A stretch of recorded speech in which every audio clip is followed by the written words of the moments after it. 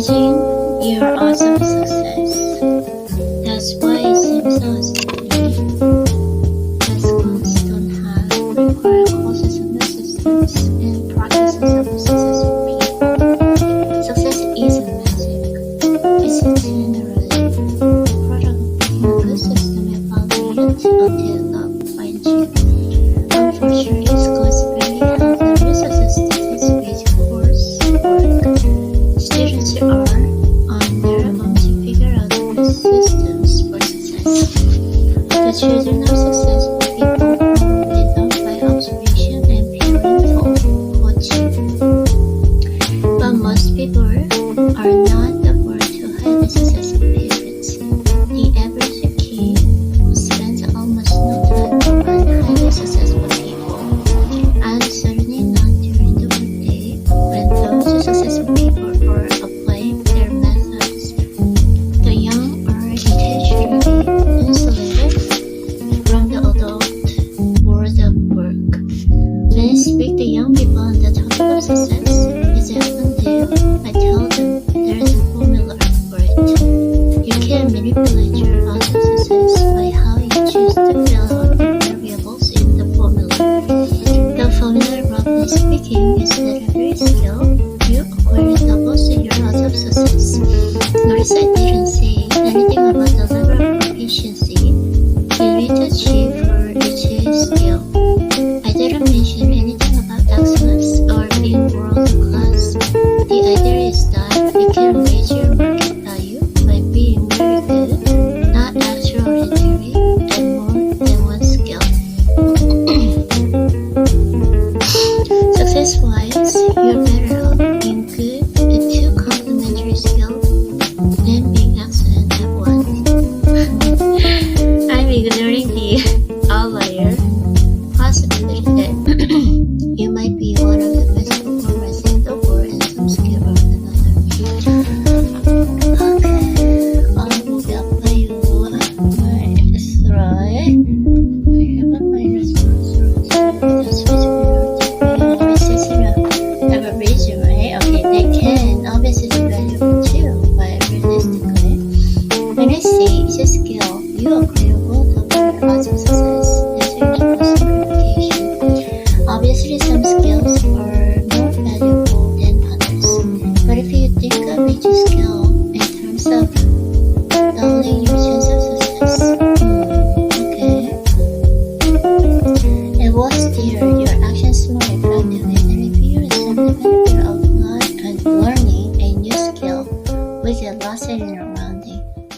Logically, you might think it will make more sense to have either an accurate formula for success or none at all.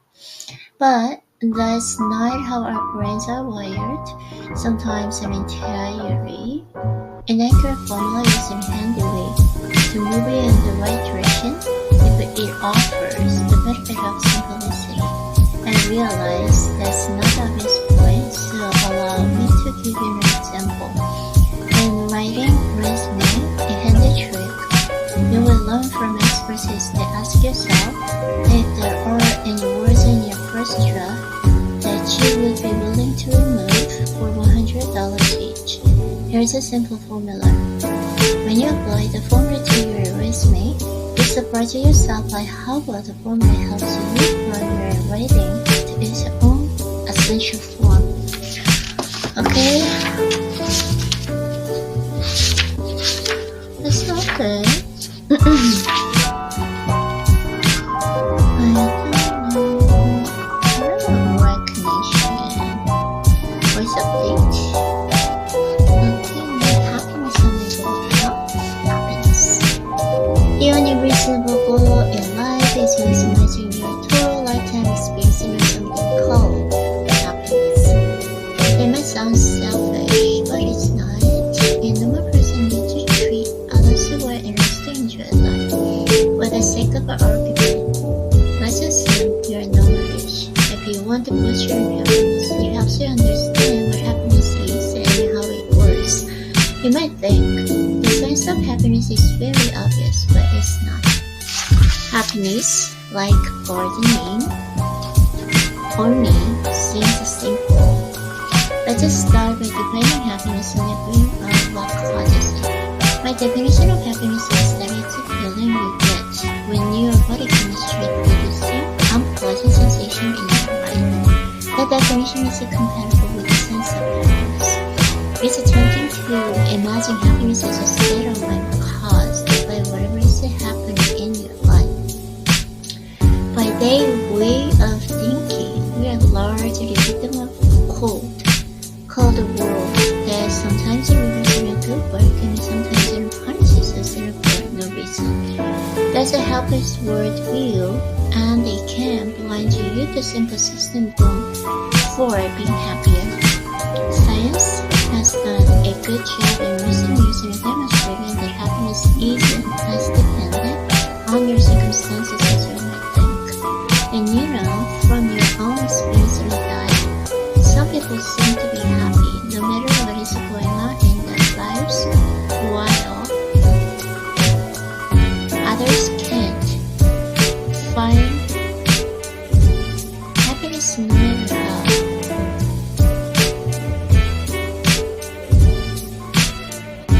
Many things are going right.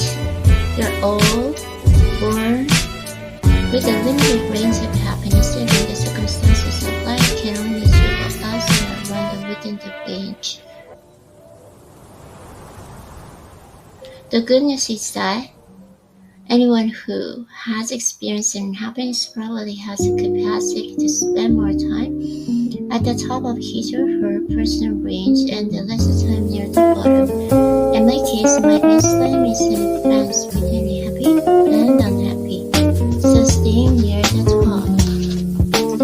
of my narrow range makes all the difference. To do that, I treat myself like the most of what I am and manipulate my body chemistry as I need it.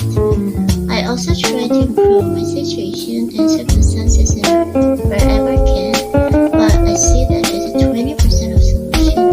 The big part, the 80% of happiness is nothing but chemistry experiment, and it's hugely helpful to think of it that way.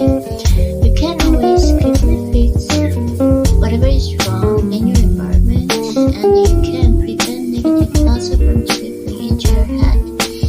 But you can easily control your body chemistry through lifestyle, and that in turn will cause you to dodge into positive, while making the bombs in your head feel less important. Let's get to the machines.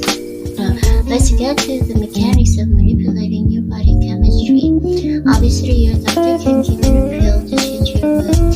Antidepressants are a big business, and you can change your chemistry by drinking alcohol or the recreational drugs. The problem with each of those methods is that it comes with a risk and side effects you'd rather avoid.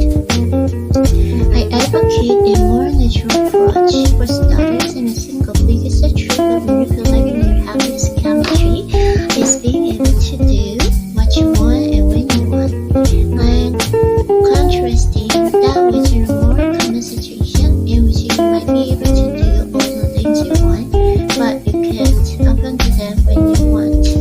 The timing of things can be more important than interest value of things. You need to control the order and timing of things to be happy. It's important to look at happiness in terms of the timing, because the timing is easier to control than resources. It's hard to become rich enough to buy your own private island, but relatively speaking, it's easier to find a job within a flexible hours. A person with flexible schedule and average resources will be happier than a rich person who has everything except in a flexible schedule. Step 1 in researching for happiness is to continue the work toward having control of your schedule. Those parents might have all the stuff they could ask for, but no flexibility to enjoy what they want and when they want. By any definition, what I'm doing is work, but because I can control the time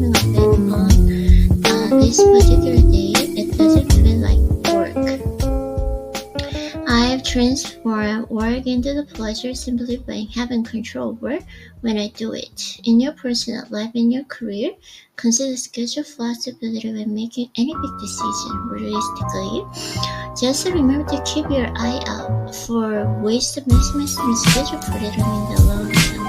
Because sometimes you want to work toward. That brings me to the next important mechanism for happiness. Happiness has more to do with than where you heading down or where you are. We tend to feel happy when things are moving in the right direction and unhappy when things are trending bad. The direction and nature of happiness is one reason that's a good idea to have a sport or hobby that leaves you plenty of room to improve every year. Slow and steady improvement at any time makes you feel that you're on the right track. The feeling of progress and stimulus in your body to create encounters that make you feel happy. When you choose your career, consider whether it will lead to a lifetime or ever improve in performance. As a cartoonist, my drawing skills have slowly improved over most of my career, and that is a source of happiness for me. If you're lucky enough to have career options, and only one of them affords a path to continued improvement, choose that one, all else being equal. The next element of happiness you need to master is imagination.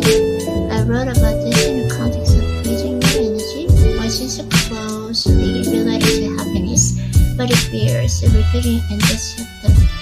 Pessimism is as often a failure of imagination. If you can imagine the future being brighter, it lives in your energy and the process and chemistry of your body that produces a sensation of happiness. If you can even imagine improvement, improve the future, you won't be happy no matter how well your life is going bright. I find it useful to daydream that the future will be better than today. By far, I like to imagine a future that is spectacular and breathtaking. The daydreaming is not accurate in terms of predicting the future. Simply imagining a better future hacks your brain and chemistry and provides you with a sensation of happiness today. Being happy raises a new energy level and makes it easier to pursue the steps toward the real world happiness. This is another case in which your imagination can influence your real world. No let reality control your imagination, but your imagination will be usually increased and steer your reality. The next important thing to remember about happiness is that it's not a natural one and it's not magic. Happiness is in a natural state for most people whenever they feel healthy, have a flexible schedule, and expect the future to be good.